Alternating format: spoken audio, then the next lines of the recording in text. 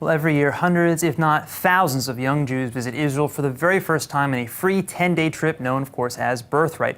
And the idea behind that is that all Jews, no matter where they're from, should have a chance to see the Jewish homeland at least once in their lifetimes. Well, we are about to see a historic first for Birthright, the first ever group of Jewish youths from Uganda who are about to begin their tour as I speak these very words. This group comes from the small but flourishing Abba Yudaya community that sprung up in eastern Uganda nearly 100 years ago. Now 2,000 members strong, the majority were officially converted to Judaism by American conservative rabbis in the 2000s. And needless to say, the first batch of nearly 40 youths are beyond excited to see the Holy Land in the flesh for the very first time, fulfilling that long-held promise of seeing their religion come alive.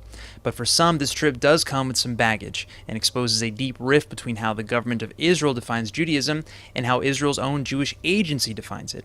And the diagnosis is not simple.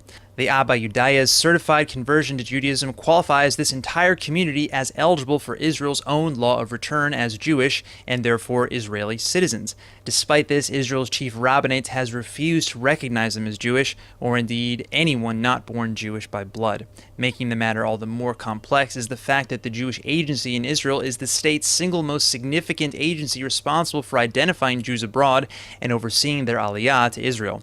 The Jewish agency has unconditionally agreed that these Uganda Jews are indeed completely Jewish, but Israel's Interior Ministry has repeatedly blocked the Abba Yudaya's request for recognition. On an ironic side note, Taglit Birthright trips are partially funded by the State of Israel, meaning that the very country denying them as Jews is in fact paying their way to visit Israel as the Jewish homeland.